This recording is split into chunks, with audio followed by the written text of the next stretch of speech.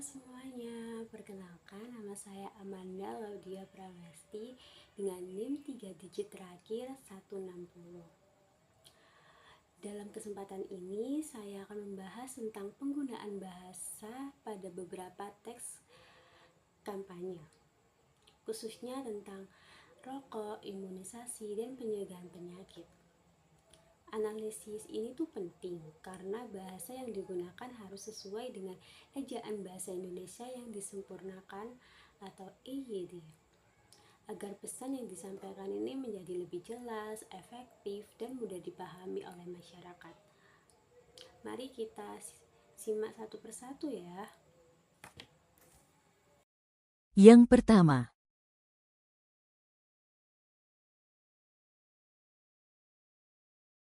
Pandu ada tulisan manis sih, tapi sayang pembunuh, stop merokok.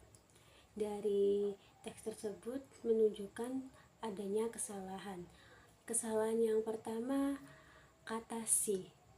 Kata tersebut termasuk bahasa tidak baku. Biasanya hanya dipakai dalam percakapan sehari-hari, bukan teks formal. Yang kedua, tidak ada tanda koma sebelum kata penghubung tapi, padahal itu diperlukan. Yang ketiga, kata tapi lebih tepat diganti dengan bentuk baku tetapi. Yang keempat, terdapat kata manis. Dalam konteks rokok tidak jelas rujukannya. Apa maksudnya?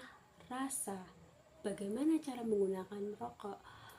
Dari kesalahan tersebut, untuk perbaikannya di sini terlihat menarik tetapi berbahaya bagi kesehatan. Mengapa kata manis diganti dengan terlihat menarik? Karena rokok tidak benar-benar memiliki rasa manis, melainkan seringkali dikemas dengan tampilan menarik.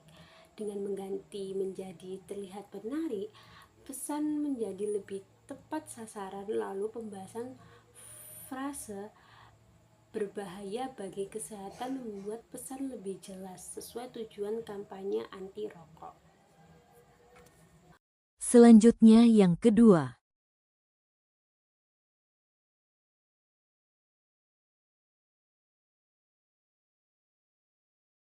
Dapat gambar baliho. Di situ terdapat teks, apapun alasannya, katakan tidak untuk merokok. Dalam teks tersebut terdapat kesalahan. Yang pertama, penulisan kata majemuk salah. Seharusnya apapun itu dipisah. Yang kedua, frasa untuk merokok terdengar kurang tegas. Lebih kuat jika diganti menjadi pada rokok, membuat lebih lugas dan langsung menunjuk objeknya, yaitu rokok, bukan kegiatan merokok. Yang ketiga, kata merokok menjadi objek yang tidak jelas. Lebih tepat gunakan rokok. Untuk perbaikannya di sini, apapun alasannya, katakan tidak pada merokok. Dalam kancahnya kesehatan, kalimat yang singkat dan tegas jauh lebih efektif untuk mempengaruhi masyarakat. Dapat Selanjutnya yang ketiga.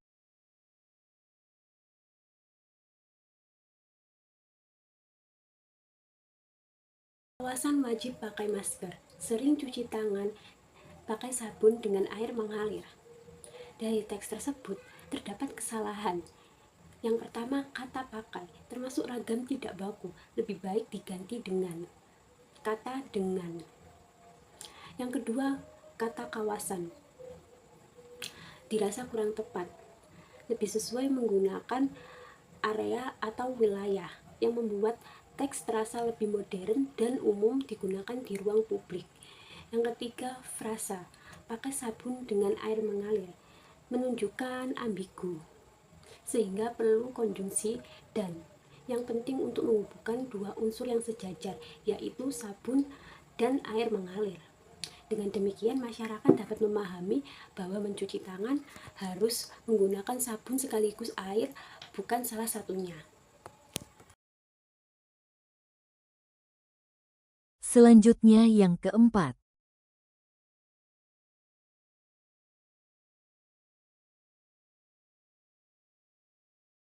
Terdapat teks sayangi keluarga, lindungi dari malaria. Dari teks tersebut terdapat kesalahan. Yang pertama, tidak ada tanda koma untuk memisahkan dua kalimat perintah. Yang kedua, kalimat majemuk setara wajib dipisahkan dengan tanda koma. Koma sangat penting di sini untuk memperjelas makna. Jika tidak ada tanda koma, kalimat ini bisa membingungkan. Setelah diberi koma, struktur kalimat menjadi lebih rapi. Ada dua perintah yang jelas, yaitu sayangi keluarga dan lindungi dari malaria. Untuk perbaikan teksnya, sayangi keluarga, lindungi dari malaria. Selanjutnya yang kelima.